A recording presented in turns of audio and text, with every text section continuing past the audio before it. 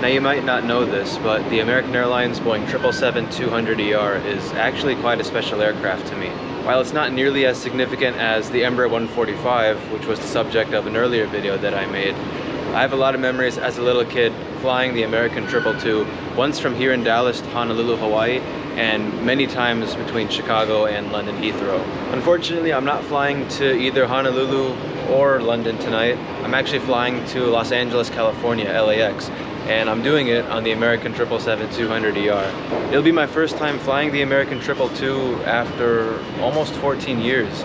So, needless to say, I'm very excited to be reliving part of my childhood again, and I'm also very excited to bring you along with me. So without any further delay, let's go to LA.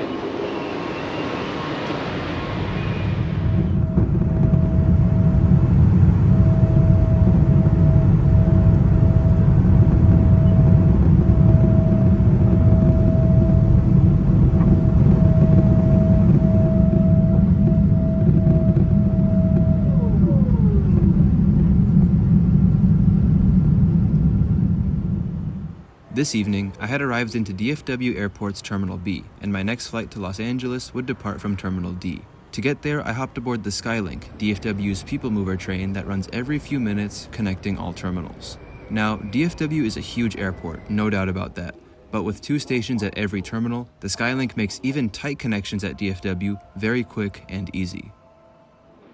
Terminal D is the newest terminal at DFW, opening back in 2005.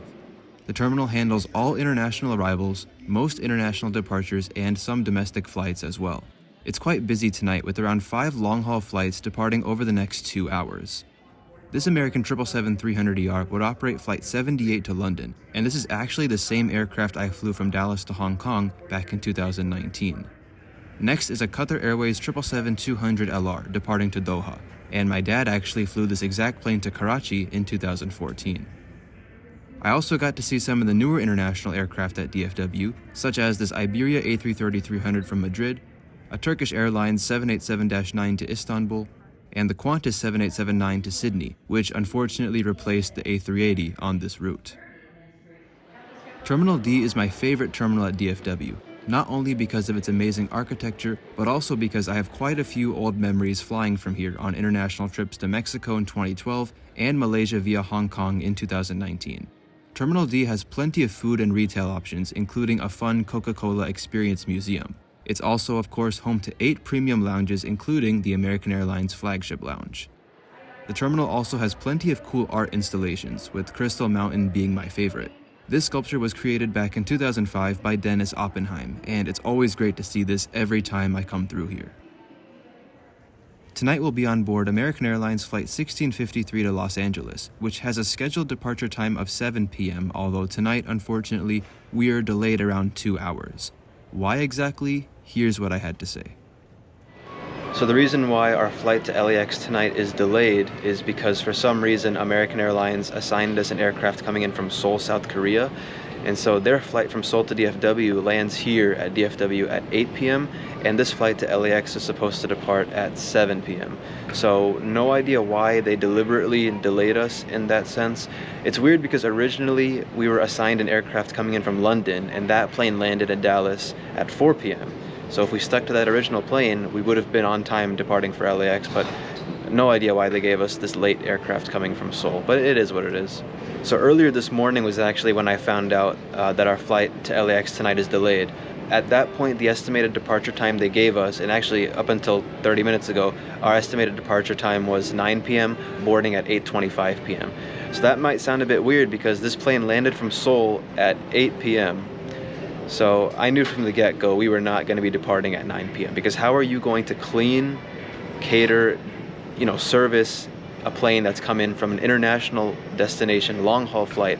How are you going to service that in 25 minutes? It's impossible. So I knew from the get-go American was messing with us and we were not going to be departing at 9 p.m. So matter of fact, as of 10 minutes ago, our departure time has once again changed. It's been pushed further back. We're now departing at around 9:45 p.m., boarding at 9:05 p.m. So right now it's 8:30. Still got about 35 or so minutes before we start boarding. Hopefully we actually board this time. And yeah, so by the time we depart tonight, we'll be about 2 hours 45 to 3 hours late going to LAX tonight. It is what it is. So as I wait to board this flight to LAX, let me take you all down memory lane really quickly and tell you all some memories that I have as a little kid flying the American 777-200. Like I said, I haven't flown on this plane in almost 14 years. You know, I've flown on the rest of American's current wide-body fleet, the 787-8, 9, and the 777-300ER, but it's been a long time since I last flew the 777-200ER. So the last time I flew this plane with American Airlines, it was back when they had the 252 configuration in economy class, which of course has since been replaced with the 343. I remember once as a little kid I did fly the 222 from here in Dallas to Honolulu, Hawaii. I really vaguely remember that flight, but I also flew it 2 to 3 times each way between Chicago O'Hare and London Heathrow. And the reason for that is because back then, whenever my family and I would go to visit family in Pakistan, the cheapest option was actually to fly American first from Chicago to Heathrow and London, and then we'd connect onto Emirates from London to Karachi with a stopover in Dubai. So I clearly remember as a little kid, I think we were flying either between London to Chicago or Chicago and London. On one occasion I sat in the exact middle seat, and then on another occasion I actually sat in the bulkhead row. And it was impossible even as a little kid to sleep in the bulkhead row because each of the seats, they had little barriers in between them, so you couldn't like fully stretch out across the 5 seats. So I ended up being so annoyed that I slept on the floor of that flight in the bulkhead, which was, I still remember that to this day, even though it's like 13, 14 years on. And also back then on the American 777s, they used to have this huge like bulkhead screen. It would show the flight map and the flight progress. Of course, they removed that since it's a smaller screen now on the bulkhead, but back then it was just like a huge like theater screen almost that they would show the flight progress on. And another memory that I'll never forget flying the American 222 is the in-flight entertainment screens back then used to be really small. They're like little squares. And I remember playing video games with my mom on the in-flight entertainment screen. We were flying to London or from London to Chicago. So I'll never forget that. It was 13, 14 years ago, but I still remember it so clearly. Needless to say, this plane means a lot to me. Have a lot of memories with it as a little kid. So the cabin has changed. It's not the exact same as it was on the inside, but I'm very excited to get back on it after 13, 14 years.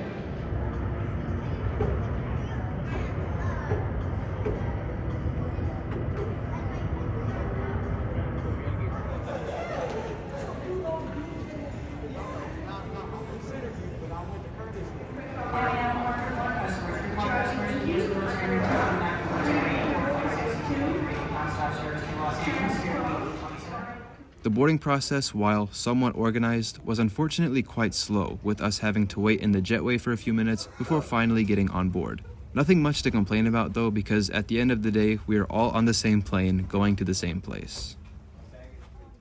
American's 777-200ER features 273 seats in a 3-class configuration. There are 37 seats in flagship business, 24 in premium economy, and 212 in main cabin, with 66 of those seats being designated as extra legroom main cabin extra seats. Just as a pro tip, premium economy seats are actually sold as main cabin extra on domestic flights, so keep this in mind if you ever happen to fly an American Airlines widebody on a domestic flight. Now, when it comes to main cabin, try and avoid rows 18 and 26 as they don't have any windows. All the other seats, from what I could tell, do not face this issue. Today I'm seated in the last row of the forward economy cabin in seat 25A. Row 25 is special in that there are only 2 seats in this entire row, which makes it feel a lot more exclusive. Now, these seats are classified as preferred seats, meaning that unlike most main cabin seats, you would have to pay extra to reserve them. However, thanks to my One World Ruby status, I was able to sit here for free. Row 25 is located right in front of a bulkhead, but this does not affect the seat recline whatsoever. I was able to recline all the way back without having to worry about annoying anyone sitting behind me.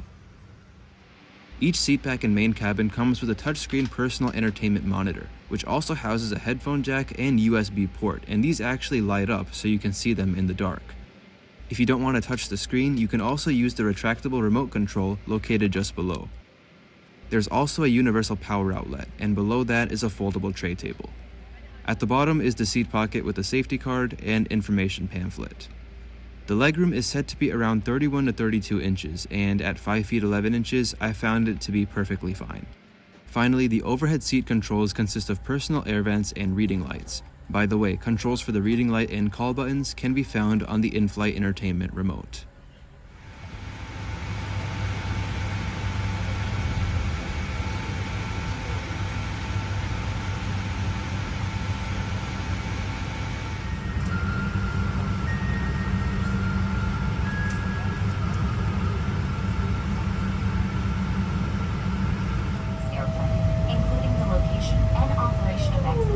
flotation devices. This aircraft is designed with escape path lighting on or near the floor. In the unlikely event of an evacuation, leave all carry-ons behind and follow the lights quickly and safely to the nearest exit. A sign will indicate you have reached your exit. All exits on this airplane are clearly marked. Take a moment to locate the nearest one. Keep in mind, it may be behind you. All door exits have evacuation slides to use in the unlikely event of an emergency. In a water evacuation, slides...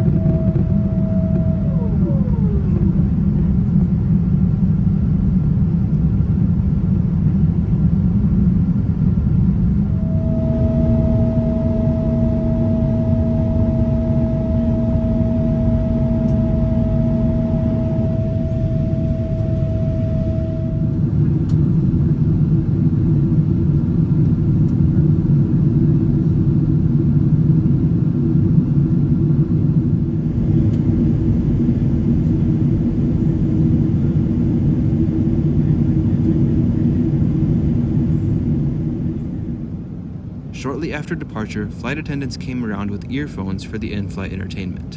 In terms of sound quality, they were actually pretty good. As I've covered in previous reviews, the US legacy carriers all have fantastic in-flight entertainment systems.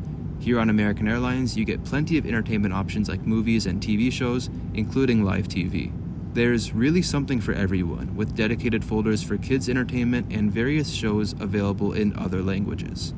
However, one downside to in-flight entertainment on American is that unlike United or Delta, you have to sit through a 30-second advertisement every time you want to watch something. I don't really mind this, but I'm sure others would find this pretty annoying. The system also has plenty of great resources to check flight information. Unfortunately, on this flight, neither the moving map nor the connecting flight list were available. But overall, like I've always said, it's a great entertainment system. Now, when we look at the overall hardware, there's one really nice thing about the IFE system and one not so nice thing. The nice thing is that each screen has a protective film covering it that restricts the amount of light coming out. If you look head on at the screen, it looks totally normal. However, if you look at it from the sides, you can't really see anything. This feature is especially helpful to people sitting next to you, so that they're not disturbed by light pollution coming out from your screen. The not so nice thing about these screens though is that they're fixed in place, and therefore you can't tilt them up or down. So if the person in front of you were to recline, which happened here as you can probably tell, your viewing angle will get a little distorted. Wi-Fi service is available on the 777, and despite doing basically everything the in-flight entertainment system does, you can also purchase internet access. Take one look at these prices and tell me they're worth it. $19 for a 1-hour pass? Yeah, I don't think so. The recline on these main cabin seats is pretty decent, and I also like that the headrests were rigid and adjustable. When you do recline, the seat actually moves forward, which ends up restricting leg space. But if you don't have a bag in the way, and if you're under 6 feet tall, you should be perfectly fine. The tray table on American's wide-body aircraft is bifold, so you can use it folded in half like this or fully folded out. It can also be extended towards you, which is always nice. Snack service on this 3-hour flight was, as always, a choice of drink, for which I chose apple juice, and a packet of pretzels. Row 25 is located in front of one of the lavatories. This one was clean and had all the basics like a coat hook, a working sink with hand soap, toilet, and a baby changing table.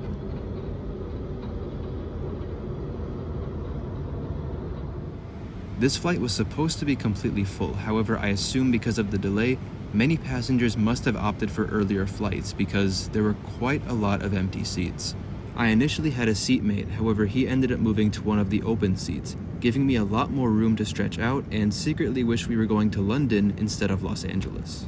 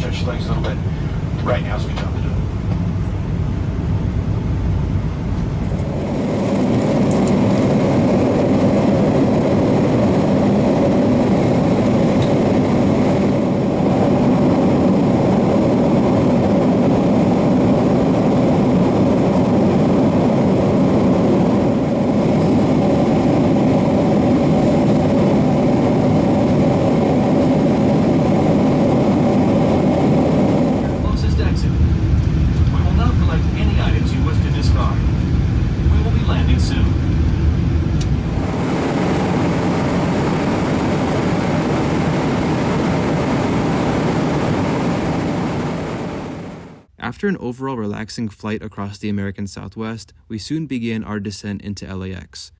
We pretty much had a straight-in approach tonight. After making some slight turns over Riverside in Ontario, we came straight into land on runway 25 left.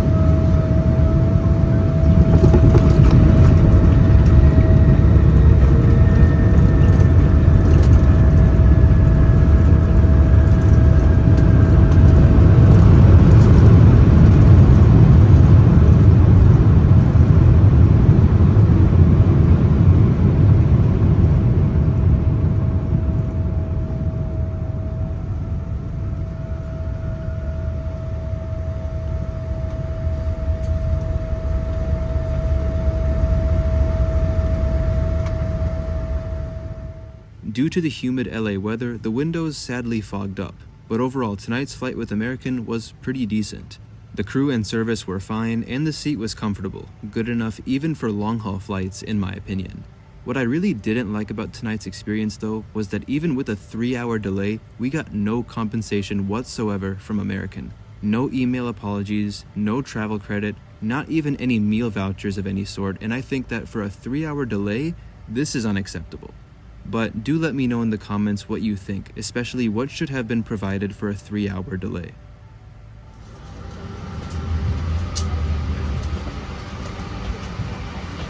Flight attendants verifying aircraft doors, stand by for on-call.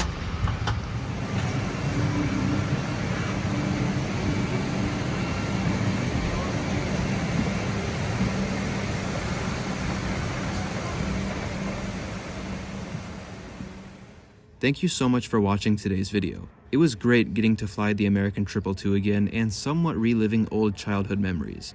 If you enjoyed this video, please don't forget to leave a like, comment, and subscribe if you're new to the channel, as I've got plenty of exciting videos from this trip coming out over the next coming weeks. With that being said, take care everyone, and I'll see you all in the next one. Goodbye.